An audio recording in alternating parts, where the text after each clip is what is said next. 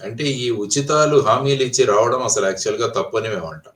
ఏ అవును. పార్టీ కూడా ఉచితాలన్న వాటిలని ఇవ్వకూడదు. మీకు ఉపాధి కల్పిస్తాం. మీరు అవునండి. సగౌరవంగా మీరు డబ్బు సంపాదించే మార్గాలు మేము చూపిస్తామన్నది రావాల్సిన అవసరం చాలా ఉంది గానీ, గత 2014 నుంచి చూసుకున్నా కూడా అప్పుడు నవరత్నాలని, ఆ తర్వాతొచ్చేసి ఇప్పుడు సూపర్ సిక్స్ అని ఈ విధమైన అవును. ఇవి ప్రవేశపెట్టి రావడం. ఆ తర్వాత హ్మ్. ఇప్పుడు చూసుకుంటే మళ్ళా ప్రజల్లో ఈ సూపర్ సిక్స్‌లో కేవలం రూ. 4,000 పెన్షన్ తప్ప మిగతావి ఇవ్వట్లేదన్నది ఒక చర్చ మొదలైంది. ఆ అవునండి. తర్వాత అవును. ఈ విధంగా ఉచితాలు ఇచ్చుకుంటూ పోతుంటే రాష్ట్రాలు ఖచ్చితంగా అప్పులలో చిక్కుకుంటాయి. అదే మన సార్ రాష్ట్రాలు తల్లికి వందనం అండ్ పిల్లలకి ఇవ్వబోయేటువంటి అమౌంట్ కూడా 2 విడతల కింద ఇద్దామంటున్నారు. అండ్ దీనికి సంబంధించి కూడా ఆల్రెడీ సోషల్ మీడియాలో ఒక చర్చ అయితే నడుస్తోంది సార్. యాక్చువల్‌గా బడ్జెట్‌లో చూస్తే సుమారుగా రూ. 8,500,00,00,000 కేటాయింపు చేశారు. అవునండి. బడ్జెట్‌లో కేటాయింపు చేసినంత మాత్రాన అది యాక్చువల్‌గా ఆ డబ్బు ఉందా లేదా అన్నది కూడా తెలీదు మనకి. అవి కేటాయింపులు. అవునండి. సో, ఈ జూన్ నుంచి దాన్ని అమలు చేస్తామన్నది అంటున్నారు. యాక్చువల్‌గా ఎంతమంది పిల్లలు చదువుతుంటే అందరికీ ఇస్తామన్నది హ్మ్. ఎలక్షన్‌లో వారు చేసిన ఒక వాగ్దానం. సో, అవునండి. ఇప్పుడు మీరంటున్నట్టు సాధారణంగా ప్రభుత్వాలు మన మహారాష్ట్ర చూసినా కూడా అక్కడ లాడ్కీ బెహన్ అని ఒక యోజన పెట్టారు. అవును అందులో సార్. అవును. ప్రతి 18 ఏళ్ల తర్వాత నిండిన మహిళకు రూ. 2,100 ఇస్తామని. హ్మ్. అక్కడొచ్చేసి అక్కడ ఉప ముఖ్యమంత్రి మేమెప్పుడు జెప్పామంటారు అక్కడ మహారాష్ట్ర ఉప ముఖ్యమంత్రి అదే అండి. ఆ! పవార్ గారు. ఆ తర్వాతొచ్చేసి ఇప్పుడు బెనిఫిషియరీస్ ఎవరైతే ఉన్నారో వాళ్ళ నంబర్‌లను తగ్గించే ప్రయత్నంలో ఉన్నారక్కడ ప్రభుత్వం. ఎందుకంటే హ్మ్. ఉచితాలు ఎప్పుడు కూడా అఖండమైన భారాన్ని మోపుతాయి మనకు. అక్కడ కేవలం అవునండి. లాడ్కీ బెహన్ యోజన ఒక్కటే హ్మ్. మహారాష్ట్ర ప్రభుత్వం మీద సంవత్సరానికి రూ. 42,000 భారం మోపబోతుంది. హ్మ్. సో, కాబట్టి ఈ ఉచితాల ద్వారా ఎలాగైనా కుర్చీలో కూర్చోవాలన్న ఏదైతే ఉద్దేశాలు ప్రస్తుత రాజకీయ పార్టీల్లో ఉన్నాయో, వాటి సార్. గురించి కూడా ఎలక్షన్ కమిషన్, సుప్రీం కోర్టు ఇవన్నీ కూడా ఆచరించాయి గానీ, ప్రతి ఒక్కరు ఏమంటారంటే, "మేము సంపద సృష్టిస్తాం, మేము ఉచితాలు ఇస్తామంటారు." హ్మ్. ఏముంది అది సింపుల్ మాట. సంపద సృష్టించడం అన్నది ఏమున్నది దానికి మీ డైనమిక్స్ తర్వాత ప్లాన్ ఆఫ్ యాక్షన్ ఏమి ఉండదు. సంపద సృష్టిస్తాం, ఇది చేస్తాం. కానీ అవునండి. సంపద సృష్టించాలంటే మీరు 5 రెట్లు సంపద సృష్టిస్తే అందులో ఒక రెట్టు మీకు పెరుగుతుంది మీ ఆదాయం. అది యెస్. మామూలుగా యెస్. ఈక్వేషన్ ఇంటర్నేషనల్‌గా చూస్తే అంటే ప్రభుత్వం ఆ! సార్ అంటే ఇప్పుడున్న కండిషన్‌లో ఏపీ ఆర్థిక వ్యవస్థ అంతా మనకు తెలుసు. చూస్తూ ఉన్నాం. ఈ కండిషన్‌లో సంపద సృష్టించడం అనేది అంత ఈజీ అనుకోవచ్చంటారా? అంటే ఈజీ ఇన్ ద సెన్స్ సమీప భవిష్యత్తులో అయినా సరే సాధ్యపడే అంశమా అండి? సంపద సృష్టించాలంటే గ్రామాల నుంచి మొదలవ్వాలి సంపద సృష్టి. ఇది నేనెప్పుడూ సార్. అంటాను. యెస్. గ్రామాల్లో మన food processing industries, value addition industries, పాడి పరిశ్రమ హ్మ్. అభివృద్ధి చేయడము. హ్మ్. ఇలాంటివి గనుక మనం మొదలుపెడితే ఏమవుతుందంటే అక్కడ సంపద సృష్టి మొదలవుతుంది. ముఖ్యంగా యెస్ సార్. మీరు గ్రామాలు చూడొచ్చు. తెలంగాణలో మీరెళ్లి ములకనూరు అనే గ్రామం ఉంది. అక్కడ హ్మ్. మీరు చూసుకుంటే బ్రహ్మాండంగా గ్రామంలో ఒక్కొక్కరు రూ. 1,00,000 సంపాదిస్తారు. ఆ! అక్కడ పాడి అవునండి. ఉంది. తర్వాత వ్యవసాయం ఉంది. ఆ తర్వాత మీకు డైరీ ఫార్మ్ ఉంది. కోఆపరేటివ్ బ్యాంక్ ఉంది. ఇవన్నీ కూడా హ్మ్. మనం గ్రామాలను ఎప్పుడైతే బలోపేతం చేస్తామో, అప్పుడు సంపద సృష్టి గ్రామాల నుంచి మొదలవుతుంది.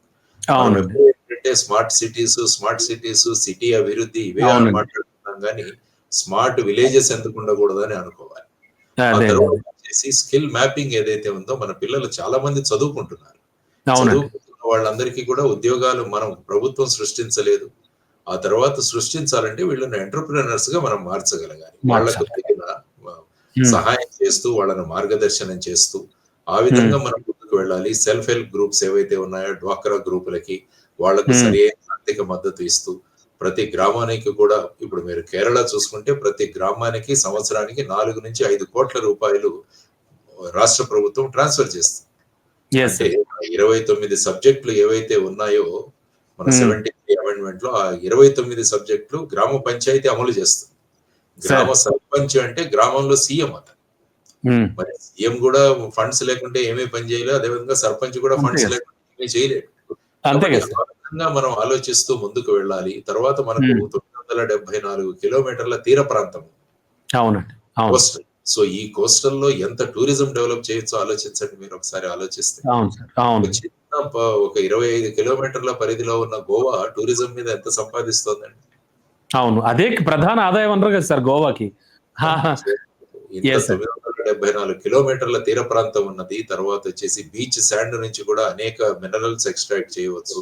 ఇవన్నీ అవునండి. కూడా చేసుకోవచ్చు మనం కావాలంటే. తర్వాత ప్రతి జిల్లాను ఒక ఇండస్ట్రియల్ కేంద్రంగా మనం పెట్టుకోవాల్సిన అవసరం ఉంది. ఏ విధంగా అవును సార్. తమిళనాడులో మీరు చూస్తే సేలంలో హ్మ్. సేలం స్టీల్, తరువాత మీకు శివకాశిలో ప్రింటింగ్ మరియు ఈ బాణాసంచా, ఆ బాణసంచా. తర్వాత అవునండి. అవును. కుటీర కోయంబత్తూరులో పరిశ్రమల్లో మీరు ఉంటాయి అక్కడ. చూసుకుంటే అవును. వాటరు ఇవన్నీ. ట్రిచీలో చూసుకుంటే ట్రాన్స్‌పోర్ట్ హబ్. తర్వాత అవునండి. తిరుపూర్‌లో చూసుకుంటే హొయసరీ. ఇవన్నీ హ్మ్. కూడా లక్షలాది మంది అక్కడ చూస్తారు. అందుకనే తమిళనాడులో ఉన్నవాళ్ళు బయట మీకు ఉద్యోగాల కోసం కనపడరు మీకెక్కువగా. అవునండి. తక్కువుంటారు. కరెక్టే సార్. హ్మ్. మహారాష్ట్ర నుంచి తక్కువుంటారు. తమిళనాడు నుంచి తక్కువుంటారు. కారణం ఏంటంటే అక్కడ ప్రతి జిల్లాలో కూడా ఏదో ఒక ఎకనామిక్ యాక్టివిటీ ఉంటుందక్కడ. సో, ఆ ఆయా విధంగా అంటే లోకల్‌గా ప్రసిద్ధి చెందినటువంటి చిన్న చిన్న పరిశ్రమలు. పరిశ్రమలు. సో, అదే మోడల్‌ని మనం తీసుకురావాలిక్కడ. మనం ఏం చేస్తామంటే పెద్ద హెవీ ఇండస్ట్రీస్, పెద్ద కంపెనీలు రావాలని అనుకుంటాం గానీ, యాక్చువల్‌గా ఒక ఎకానమీ అన్నది ముందుకు వెళ్ళాలంటే, చిన్న పరిశ్రమలు, కుటీర పరిశ్రమలు, ఎంఎస్ఎంఈలు ఇవే ప్రధానంగా చూసుకోవాలి. భారతదేశ యెస్ సార్. మీరు ఎకానమీ మీరు మీరంటున్న ఐడియా చాలా బావుంది సార్. గ్రామాల నుంచి పటిష్టం చేయాలి అనేది చాలా అద్భుతమైన ఐడియా. నిజం సార్ అది. కరెక్ట్. అది యెస్ సార్. చేస్తే సంపద సృష్టిస్తుంది. ఎందుకంటే మనం సంపద సృష్టి గురించి మాట్లాడితే ఈ విషయానికొచ్చాం మనం. సో, అవును ఆ సార్. అవును. విధంగా చేస్తూ ముందుకు వెళ్ళాలి. ప్రతి ప్రాంతం అభివృద్ధి చెందేటట్టు చూడాలి అన్నది ప్రధానమైన మనం మాట్లాడుకోవాల్సిన అంశం. అది సాధ్యమే. Yes. Yes sir. Yes sir. Sir and Pawan Kalyan deputy సీఎంగా ఆయనకు కూడా 1 ఇయర్ పూర్తవుతోంది. స్పెషల్‌గా ఆయన రోల్ గురించి ఎందుకంటే ఆయన మీద ఆసక్తి ఎక్కువ ప్రజలకి. అండ్ ఆయన చేస్తున్నటువంటి పనులు కానీ ఆఫ్‌కోర్స్ ఆయన శాఖలకు సంబంధించి ఇవన్నీ కూడా ఎట్లా ఉంది సార్ ఆయన సిట్యుయేషన్ ఏమన్నా చెప్తారు మీరు? ఆయనకు ప్రధానమైన 5 శాఖలు వారికి కేటాయించడం జరిగింది. అవును సార్. ముఖ్యంగా గ్రామీణాభివృద్ధి, పంచాయతీరాజ్, తర్వాత మన ఫారెస్ట్, అటవీ శాఖ, అవునండి. ఆ తర్వాత సైన్స్ అండ్ టెక్నాలజీ, తర్వాత జలజీవన్ మిషన్ అంటే గ్రామంలో వాటర్ అవునండి. సప్లై. సో, ఈ విధంగా వారికి అతి ముఖ్యమైన విభాగాలు కేటాయించడం జరిగింది. దానితో పాటు జనసేన పార్టీకి టూరిజం మరియు సివిల్ సప్లైస్ ఇవి కూడా అవునండి. కేటాయించారు. ఇది ముగ్గురు మంత్రులకి. సో, ఇవి అవునండి. చాలా ప్రధానమైనది. ఎందుకంటే నేను ఇంతకు ముందు మాట్లాడినట్టు భారతదేశం అభివృద్ధి చెందాలన్నా, ఆంధ్రప్రదేశ్ అభివృద్ధి చెందాలన్నా గ్రామాలు అభివృద్ధి చేయడం చాలా అవసరం. సో, అవునండి. వాళ్ళు మాట్లాడుతూ గ్రామాల్లో ముఖ్యంగా రోడ్స్ కొన్ని 3000 కిలోమీటర్ల రోడ్లు మళ్ళా వాట్ల రిపేర్స్ అవి చేయడం జరిగిందని చెప్పారు. ఆ తర్వాత గ్రామీణ ప్రాంతాల్లో పాడి పరిశ్రమ అభివృద్ధి చెందడానికి గోకులాలు డెవలప్ చేయడం జరిగిందని వారు చెప్పారు. తర్వాత అవునండి. వచ్చేసి పంచాయతీల యొక్క అభివృద్ధి కోసం వారు గ్రామ సభలను ఏర్పాటు చేయడం జరిగింది. మొత్తం ఇది ఒక హ్మ్. గిన్నిస్ బుక్ ఆఫ్ రికార్డ్‌లో ఎక్కింది.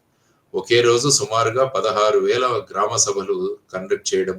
తర్వాత గ్రామ అవునండి. సభల్లో వేసిన నిర్ణయాలను అమలు చేయడం. అందుకనే నేను హ్మ్. అదే కోరుకుంటున్నాను. ఏ విధంగా అయితే కేరళ మోడల్ ఉందో, ప్రతి గ్రామ పంచాయతీకి మనం నిధులు కేటాయించాలి. హ్మ్. తర్వాత 29 విషయాలు ఏవైతే ఉన్నాయో అవి గ్రామాల ద్వారా జరిగేటట్టు చూడాలి. ఎందుకంటే గ్రామ సచివాలయాలు ఆల్రెడీ పనిచేస్తున్నాయి మన దగ్గర. ఆ అవునండి. అవును. తర్వాత వచ్చేసి ఈ నిధులు గనక మనం ఇవ్వగలిగితే ఏమవుతుందంటే గ్రామాల వికాసం, తర్వాత వచ్చేసి మన ఈ సంపద సృష్టి అన్నది గ్రామాల అవునండి. నుంచి మొదలు పెట్టొచ్చు. తర్వాత అటవీ ప్రాంతం కూడా చాలా ముఖ్యం మనకి. ఎందుకంటే సార్. పర్యావరణ పరిరక్షణ అన్నది చాలా ముఖ్యం. కాలుష్య నివారణ కూడా వారి దగ్గరే ఉంది. ఐ థింక్ అవునండి. అవును. పొల్యూషన్ కంట్రోల్ బోర్డ్స్ అన్ని కూడా వారి దగ్గరికే వస్తాయి. సో, ఇది చాలా అవునండి. ప్రధానమైన అంశం. ప్రస్తుతం పర్యావరణంలో వస్తున్న మార్పులు ఎంత ప్రమాదకరంగా ఉన్నాయంటే మొత్తం ప్రపంచమంతా కూడా ఈ పర్యావరణ పరిరక్షణ జరగకపోవడం వల్ల అనేక అతలాకుతలం ఉత్పాతాలు అవుతోంది. చూడండి ఎక్కడ చూసినా హరికేన్స్, తర్వాత తుఫాన్లు, ఈ క్లౌడ్ బర్స్ట్‌లు ఇవన్నీ కూడా అవునండి. జరుగుతాయి. కాబట్టి ఇందులో అరణ్యాల పాత్ర, అటవీ శాఖ పాత్ర చాలా ముఖ్యమైనది. కాబట్టి ఆ విధంగా మనం ట్రీ ప్లాంటేషన్ కావచ్చు, తర్వాత అటవీ ప్రాంతంలో ఉన్న సంపదను మనం ఏ విధంగా ఇండస్ట్రియల్ రూపంలో మనం తీసుకురావడం, ఇవన్నీ కూడా ముఖ్యమైన విషయాలు. కాబట్టి అవును సార్. యాక్చువల్‌గా ఐ అవును. థింక్ ముఖ్యమంత్రి గారు ర్యాంకింగ్స్ కూడా ఇచ్చినట్టున్నారు మినిస్టర్స్. అవునండి. అవును. ఆ హ్మ్. ర్యాంకింగ్ ప్రకారం గూడా వారే ఆ విధంగా నేను ర్యాంకింగ్స్ ఇస్తాను అన్నారు. ఆ విధంగా వాళ్ళు ముందుకెళ్తున్నారు.